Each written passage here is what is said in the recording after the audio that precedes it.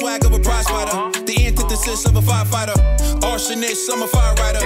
Instant flame like a firelighter. So special with shows, I live out my flows. Can't walk in my shoes, can't purchase my clothes. Ice in my veins, but I never froze. Picture perfect, but I never pose. As a juvenile, I knew I bounced back. Got rated, had a plan to get my ounce back. Use cheese as bait, that's a mousetrap. Let me to the right person to pounce at. They selling dreams, I'm pulling receipts. Full force, we can't be beat. Got a dirty mouth, but the flow so neat. Keep your 2 cents, talk is cheap. The next topic we're going to discuss on Boxing Bros is, was AJ allowed to get away with excessive holding? We're going to listen to what Jermaine Franklin had to say, and then we'll discuss. All right, so this video appears courtesy of IFL TV. Subscribe to IFL TV. What was your thoughts on the ref? Honestly, he was pissing me off. Honestly, that's kind of the reason I was getting frustrated, because I'm like, some of this shit is blatant. Like, you can blatantly see it. I was getting collar tied and stiff armed, and it was pissing me off because the ref was on the side that it was happening on sometimes. So I don't know if you guys can see, but a couple times I just didn't even try to wrestle. I just lift my arms and looking at the ref. I'm like, come on now, I'm sitting here complaining about this. You're not saying nothing. And then you like watching them do it. And when I do say something, you say you don't see it. But tell me that I'm getting grabbed because I'm slipping inside. That don't give him the right to grab me. He's supposed to bag up or reposition himself. So it was just, yeah, I let the ref kind of frustrate me and take me out my game plan. It was like I was fighting two people in there. There were. All right. So that's what Jermaine Franklin had to say. I'm turning it over to Ned the TBE. What's your reaction? Man, shut up, Jermaine Franklin. I'm going inside, and he kept grabbing me. You most of the times, it looked like you initiated most of the clinching at the time. So I'm not agreeing with any of this. Yeah, AJ grabbed him by the back of the head once or twice.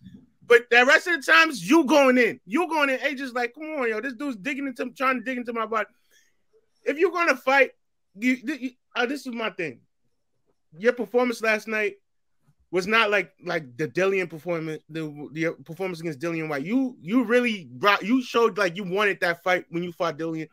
This fight, it showed like you couldn't get to AJ, and every time you tried to, he nullified it. You couldn't do anything after that. So I'm not agreeing with this. Like the ref.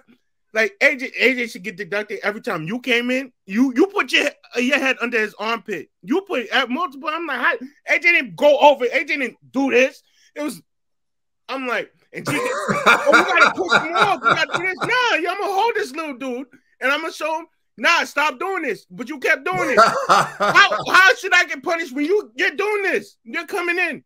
You keep coming in, and I'm just holding him. I'm like, yeah, it's holding, but. He's the one coming in. His head's right here. I didn't put my arm over his head intentionally to hold him. He came here. He invited himself to smell. Hold on, yeah, let me ask you a question. So you're telling me AJ never did this? I said once or twice. Once or twice, guys. He never did. He did every fight. It's like, come in, boom, boom, boom. Nah, it's like first time AJ threw a hut. Franklin's head was behind it. AJ grabbed him for it. I was like, that's a little finicky. Then the second time, AJ's like, come here. He did his get over here. That's it. That was it. Back of the head. I said, yo, that was the get over here. I was like, AJ's bullying him now. But you allowed yourself to get bullied. You didn't show you took the fight serious. You allowed yourself to, when somebody does that, you don't allow it to happen again. That's all I'm saying. And Jermaine Franklin allowed it the whole fight. So that shows what type of fighter you are. You got bullied by AJ and accept it. All right, Conspiracy. I do believe that AJ got away with a lot of excessive holding, but this is where I do agree with Ned.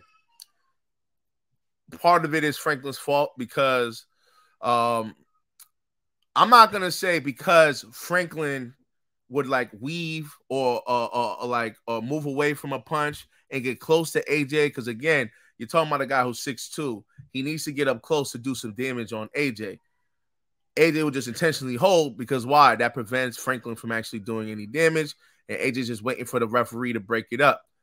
It's a wise strategy. However, when you keep doing it, and there's times where, again, Derek James is telling AJ, just move back, just pivot, just do something else.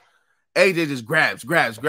It's like, yo, come on, fam. And then there was times where I had to literally rewind it and show Ned. That's why Ned's saying what he's saying, because I showed when AJ intentionally was just grabbing Franklin. He AJ did it twice. The first one was intentional. No, but the second was those AJ two did it alone. Hold on, respectfully. if this was any other fighter, those two, the first time would have definitely been a warning. Second time would have been a point deduction. But the first time was an accidental. Like he literally threw a hook and put his head behind his arm, and he just pulled it. I shall repeat. The first time would be a warning, whether it's intentional or not. It will be a warning. But it wasn't intentional from the viewer's eyes. He didn't do it actually. He didn't do it not. All right, man. This guy is like, can you hear me? Hey, yeah. First time would be a warning. Second time would be points deducted. All righty then. Okay, thank you. So then now we're watching, like literally, I'm with Ned and Stretch. Because both of these guys are AJ apologists. So they're in denial. And I'm like, so I'm going out my way every time to rewind it and show again when AJ is intentionally holding. These guys, they go from, yo, gee, you don't know what you're talking about to, I mean, but can you blame AJ? And I'm just like, yes, because this isn't boxing, bro. This is wrestling now at this point. You know what I'm saying? Like, yo, you can't just, I understand bending the rules. Right? Again, Lennox used to do it. Klitschko used to do it.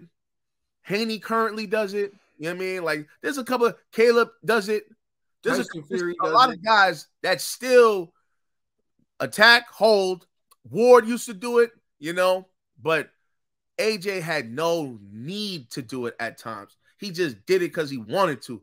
That tells me it's like either he doesn't want to go into no firing exchanges with Franklin, which makes sense. His chin, his mentality. There's a lot of things AJ probably doesn't want to do like he used to do. But why couldn't he just move back? You have a 5-inch reach advantage. Utilize the 5-inch reach advantage. Franklin moves forward, you move back. He moves forward, move to the side. Use your angles. When you fought Usyk, what did Usyk do? Usyk utilized angles on you. Why couldn't you do the same thing with Franklin? Now, I'm not saying your footwork got to be superb like what's his name? Usyk. But you could do something, like even like Otto Wallin when he fought Fury, he had great footwork, like sometimes it's necessary, especially if you're trying to beat, well, AJ's no longer a champion, but like these are the type of things when you go to that level, you got to show more than just being a one-sided fighter. Franklin, he was trash. Like, and this is all due respect to Franklin because it's like it could just be due to inexperience. But Franklin would just stay right in front of AJ. And I'm like, fam, and he'll stay at the tail end of AJ's punches. He's getting hurt. So then Franklin's like, all right, I got to do something. But Franklin will wait till AJ do a punch and then try to move forward to then try to capitalize. But AJ just said, yeah, I'm just going to hold, So this is why I do agree with Ned. Franklin should have came up with a new game plan because clearly that style wasn't working. And when you're looking at the ref, and I can understand, and this is where I'm being I'm being completely objective. It would be hard for me as a ref to deduct points from Joshua when Franklin, those times Franklin will get into AJ's chest, but won't do any work. So I can understand you going in there and let's say like head first almost, but you're throwing a hook or something, right? But if you're just going in there and then AJ just out of nowhere grabs you, I'm not going to give AJ a warning or deduct a point for that, bro. It's like, yo, you should just back up then, So I can see both sides, but I still think there was clear examples of AJ doing excessive holding because it was literally just AJ intentionally trying to hold Franklin, not intentionally trying to punch him or anything. Just get over here on some scorpion status, and that isn't right. But the ref, and I don't know much about this ref, but it seems like the ref, you could have looked at it two ways. Either the ref was in favor of Franklin's style, so that's why the ref wasn't really pressed about Franklin getting so close and AJ holding. Maybe he's one of those refs that allow dudes to fight in the clinches. or the ref just favored AJ and wasn't going to say anything about AJ doing anything that's breaking the rules. That's my opinion on it. Yeah, I think did AJ hold? The answer is yes. Was it excessive? I don't know. Mainly because of what you pointed out. Jermaine Franklin would get inside and not work. Now, Jermaine Franklin, if he would have got inside and actually tried to work, then when AJ was holding him, it would have became apparent that AJ was holding him. But what we saw was a man who would get inside and then just do nothing many times. And actually, he would get inside, and I feel like part of the reason why he couldn't do nothing is because he would get in too close and smother himself before he could even get any work off. Yeah, so it's kind of like AJ would just hold him. So it was almost like he was just bringing himself right into the direct line for AJ to just hold him. It wasn't like he was coming in, throwing body shots or trying to throw uppercuts, and then AJ was holding him, because then I think it would have became apparent that AJ's trying to avoid fighting on the inside. But what he did was, again, he would get inside and give AJ the opportunity to hold him. And he never really, did anything to make me feel like, okay, AJ's gaining an advantage by by holding him. Now, was AJ choosing to hold him too much for my liking? Yes, because I feel like if AJ would have stepped back, like you said, if he would have pivoted, if he would have done these things, I feel like he could have had a more exciting performance and possibly got Franklin out of there. But again, we're talking about someone who's under tremendous pressure, trying to avoid getting hit with a big shot, and part of it when we talk about being self-assured, part of it is no one gets scrutiny like AJ. No one gets the criticism like AJ. So if AJ gets rocked, that's going to be all over social media. People are going to be talking. If AJ gets beat, it's going to be all over social media. People are going to be talking. So AJ's worried about a lot of things. And I feel like until he's just, and it seems like he's getting there, he's saying the right things. But again, it's not what you say, it's what you show. Until he gets to the point where he's like, F it, I'm AJ. I live or die with what I do. You know what I mean? And that's it. He's going to have those moments where we feel like he could have dominated Jermaine. He could have stepped back. He could have did this, but he's more willing to take the safer route, which is the hold and have the ref break it up. So I don't fault him for holding. I do think it was at times excessive, but it's the safe thing to do, right? Holding's the safe thing to do, rather than step back and try to get off something that might actually knock out your opponent. So I think he played it safe too much at times, and that was what allowing the holding. Because even if you're going to say, Ned, that Jermaine Franklin initiated it by getting in AJ's chest, it takes two to hold.